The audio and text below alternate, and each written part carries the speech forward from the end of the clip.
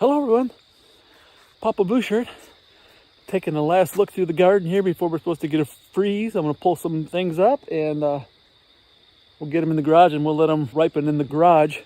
By the time those are done, my indoor ones ought to be doing really well by then, so we'll be able to have year-round tomatoes and peppers. I love that idea. I don't like to buy them from the store. Supposed to get a freeze tomorrow night, so I'm out here picking all my tomatoes.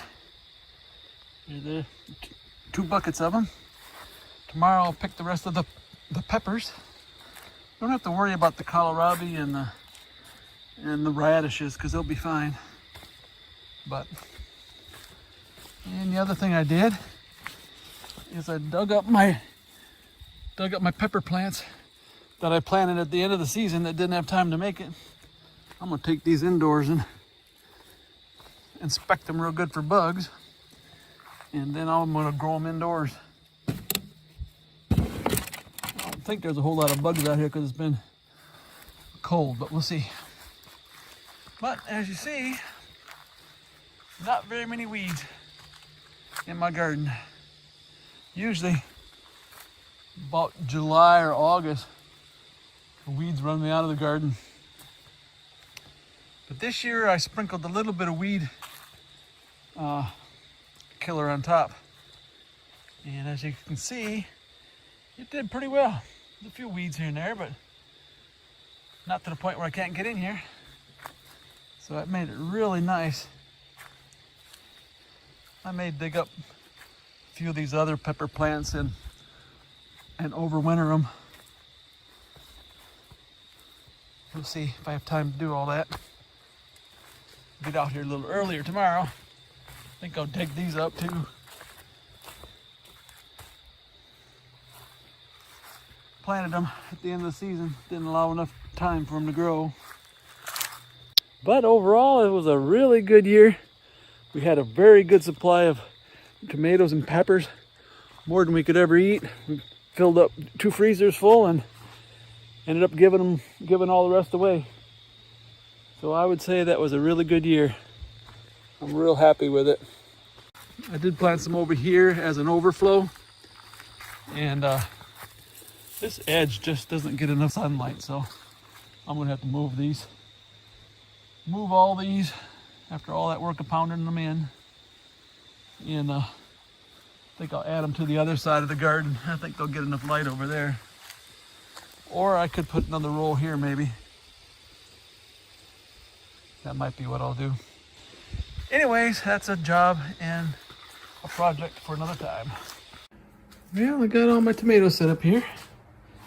Set them up on the table here so they can begin to ripen.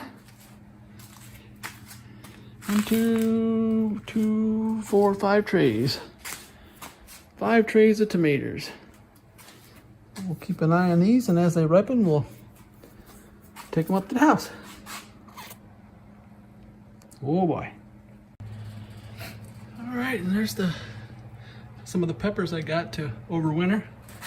Trimmed them down really good. And a couple of zucchinis. We'll see how that goes.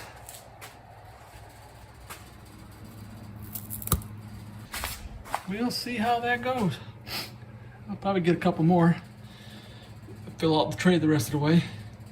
And then I'll probably stick it underneath the bench over there. Just so I know, so I can water them once in a while.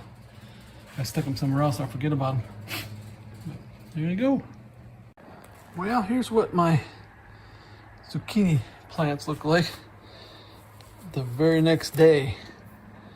They're all wilted and everything, so I don't know. I think I'm gonna trim these back because these ain't gonna recover. And we'll see. Let's see if they come back. And here's what made it in the garden to the freeze. Looks like my radishes are doing really well. But all the peppers are gone. All the tomatoes are gone. Looks like my kale made it. So that's good. So my kale and my radishes, looks like. That's not what I knew was gonna happen.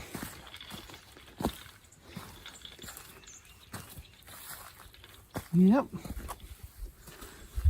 And it does get a little bit of sun over here in the morning, looks like. Of course, putting my tomato plants on this side didn't help none. It kind of shades things. So I'm gonna move those this year. Anyways, looks like the cold weather plants made it. Looks like my kohlrabi made it. This is Papa Blue Shirt, and may the good Lord take a liking to you.